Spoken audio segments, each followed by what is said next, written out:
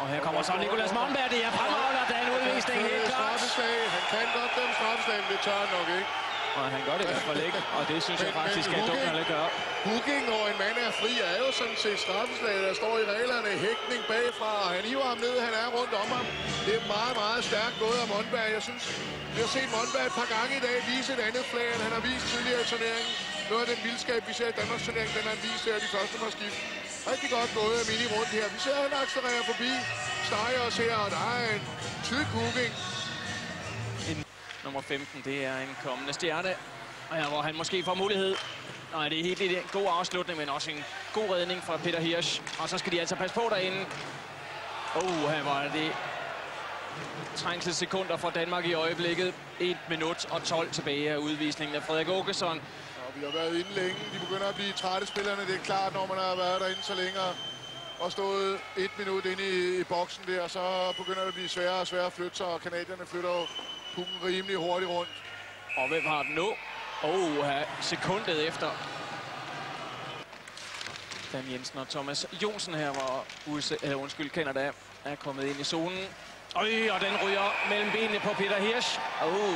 Det var bestemt ikke lige præcis det, der var meningen med det hele. Det var 19-årige Jay Baumeister, der fik scoret sit første mål med denne VM-slutrunde. Hans første mål overhovedet i VM-sammenhæng. Et af de helt store talenter.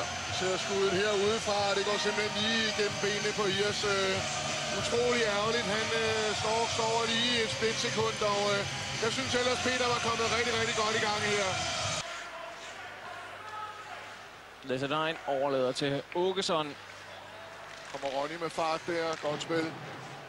Ronny Larsen, han har scoret 3 gange. Han kan virkelig gode ting med stokken, og så er der en afvendende udvisning fra den slovakiske dommer, så har Danmark udlignet. Det er Dan Jensen. Det er den tidligere kanadier, der har udlignet netop som Canada havde en afvendende udvisning. Ud af det blå. Sean Burke kan overhovedet ikke se skuddet, og Danmark har udlignet. Det er fantastisk her. Sean Burke, der står hos Phoenix Coyotes. Dan Jensen, det må være helt fantastisk for ham at udligne lige præcis i den her kamp. Hans første scoring ved VM, hans første point. Det er helt uovertruffen det her. Danmark er på tavlen. Store Canada i knæ, i hvert fald for en stund. Sidder rigtig godt langt ude, fremragende af Dan her, og den bliver bare lagt ind på mål. Ja. Det ville være dejligt, hvis vi kunne holde fast her de sidste 4,5 minutter. Og dermed er selvfølgelig den udvisning. Der var mulighed. Her kommer så 2-1. Danmark foran 2-1. Lars Mølgaard. Det er da helt utroligt, det der sker her. Og i himlens navn kom den scoring fra. Den kom pukken rundt i banden, og Burke har tænkt sig ikke at tage den, så han løber ikke ud af sit mål, men han lader den bare løbe rundt. Og der kommer pukken altså ud af hjørnet, i stedet for at fortsætte bag mål, ryger den lige ind i midten. Og der kommer Mølgaard og klapper til den. Og det er altså 2 danske scoringer med blot bare 20 sekunders mellemrum. Klæsk Danmark på 2-1. Lars Mølgaard, hans første VM-mål. Den løber, men den stusser helt forkert. Jeg tror, den stusser på siden af målet lige ind foran mål. Og den sætter han altså sikkert ind, Mølgaard. Det er også bedre at sætte den nu end mod Schweiz. Det tror jeg alligevel, han sætter mere pris på, Lars. Og hvilken udvikling på kampen. Godt holdt ind af Åkesson. Mulighed for Danmark for at komme på skudhold. Det er Lessedein, og så skal den følges op derinde. Det var Nicolas Monberg. De er rystede, kanadierne. Det kan vi altså roligt konstatere. Og i øvrigt, så vil jeg også godt lige have lov til at slå fast, at Danmark er det hold, der har scoret flest mål imod Canada i den her VM-slutrunde. Og der var det altså tæt på en gang til. Det er et rigtig godt skud, han får afsted der. Lasse lige over isen, han kan ikke holde den. Og så får Monberg, han er inde på returen, men han bliver holdt væk. Så det brillerer, så skal Danmark altså passe på her, hvor de kommer tæt ind under det danske mål. Hirsch er væk, kom så. En stor mulighed, det var Patrick Marleau. Når vi får lavet et par små fejl, så er vi heldige. Her er vi rigtig heldige. Han går rundt, og hvordan han kan miste den, det er jo næsten umuligt, men det gjorde han, og de er altså ikke, de mangler lige 10% kanadierne, det skal vi jo bare være taknemmelige for. Kanadierne er under pres og har givetvis haft en stor snak derinde her, hvor der er en slashing, og det er Kirk Maltby, der er her, hvor vi er 3 sekunder inden i perioden. Nej, det ikke er Chris Draper, der tager udvisningen, og det er altså noget af en start, og det er stakkels Morten Gren, der går ned. Crossing lige i hovedet på Morten Gren lige efter face-offen her, og danskerne vil gerne snakke sig til en lidt større udvisning end bare 2 minutter. Men og det altså... det blev de 2. Øj, hvor er det altså også en svinestreg, han sender afsted der, Chris Draper.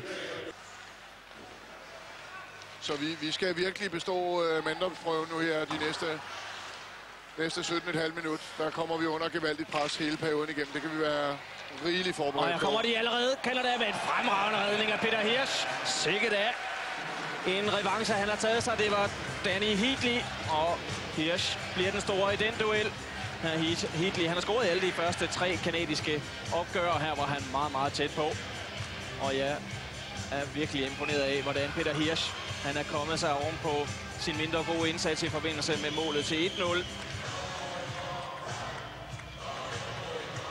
Og jeg ved altså ikke, hvad det er, de har i bukserne, de drenge der. Ja, det er der måske nogle andre, der godt vil vide.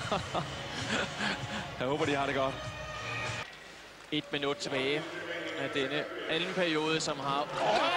hvor er de heldige her, Canada. Og det er altså ham en gang til, den 19-årige Florida-spiller Jay Bouwmeester. får sendt pukken afsted igen lidt på lykke, og Fromme lægger net foran, og den her gang sidder den ikke mellem benene på Hirsch, men oppe i det ene kryds.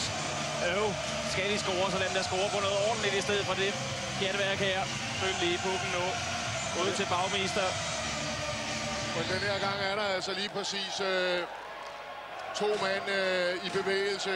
Og den tager også Mike Grej på ryggen og smutter op i det nærmeste hjørne. Utrolig ærgerligt. Det er om at finde det sted, hvor stavene ikke er. Prøv at se, om vi kan ramme over på det sted, men det er jo længst væk fra pukken. Og her afslutning fra Åkesson, og så kommer returen fra Monberg, men ikke i første omgang. Danmark fortsætter. Og over til, og så Frederik kom så med den. Og så skal der skydes Åkesson. Det var tæt på her. Det var rigtig, rigtig tæt på, og der er altså nogle af vores spillere, der viser en utrolig erfarenhed her. Så er der under 4 minutter. Og kom vi overtal derovre, det vil være rart. Og godt af Hirsch, hold den dog. Og Hirsch, der er han virkelig, virkelig heldig, at den slovakiske dommer, han fløjter, men altså uafgjort. Det må man sige. Nu skal de holde den de sidste 2 minutter og 50 sekunder. Det er altså ikke på den her måde, gutter. Hirsch har tabt stokken, men har den tilbage igen. Og heldigt, at der ikke kom en udvisning på det her for en af danskerne. Og så skal der altså 100% koncentration på. Den er ovenover Dan Jensen. Nu er det trængselstider for dette danske hold. Men Ronny Larsen har lige før han har succes med at få den ud af zonen. Thomas Jonsen arbejder stenhårdt. Briere har pukken. 2:30 tilbage.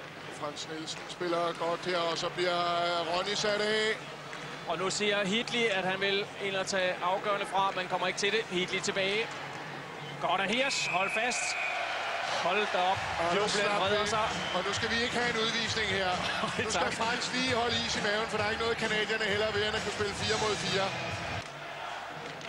Godt Bo Nordby, og for at Bo en der, den måtte han godt have fløjtet, den cross-checking der. Og det er tydeligt, kanadierne er helt ude af takt nu.